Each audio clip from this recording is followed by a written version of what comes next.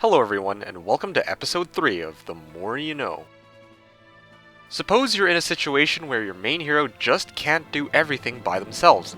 They're running around picking up resources, fighting battles, taking towns, and returning back to your main base to get reinforcements. But no matter how quickly they move, you just can't seem to match the AI. This is an issue that many players seem to have. The problem here is that you're trying to outpace the AI with a single hero. Instead of using just one hero, it would probably make your life easier if you used several heroes at once, and knowing how to do so reasonably well shouldn't be too difficult. In this episode, we'll be going over using multiple heroes. Let's begin by analyzing a random map start and then discuss what it suggests about using heroes in general before concluding with what heroes to prioritize getting. Here, we have a randomly generated map with Valeska as our starting hero on 160% difficulty. On this first attempt, I used just Valeska. During the first 3 days, Valeska tries to hug the road as much as possible to maximize her movement. She manages to clear out the crypt and picks up resources as she explores. Pretty straightforward and relatively fast turns overall. But we're looking for efficiency, so what are the alternatives? Compare this strategy to a second attempt in which I use multiple heroes. This is the exact same start as before. Using 5 heroes on the first day alone, I explore as much of the map as Valeska does in her first 3 days. I even discover a stables just south of my starting town that isn't visible when following the road. You might be appalled at how much gold I've used up by purchasing so many heroes. However, note that by the time day 3's end rolls around, I have almost as much gold on hand as I did in my original playthrough while covering far more ground. So what can we draw from this? First of all, there's only so much that an individual hero can do in a single turn.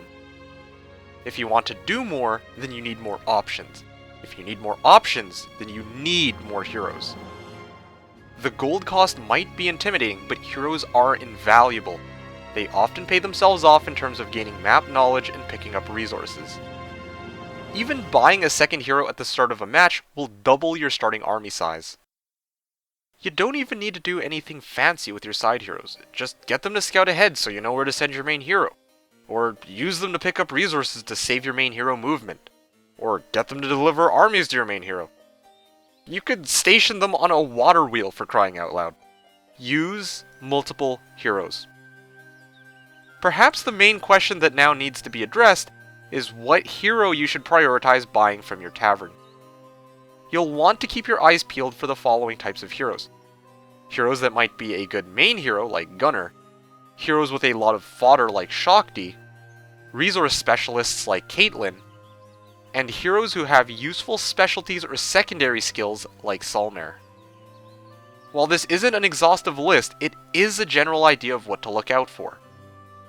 But why these types of heroes? In short, it's because these heroes open up far more options than your average hero.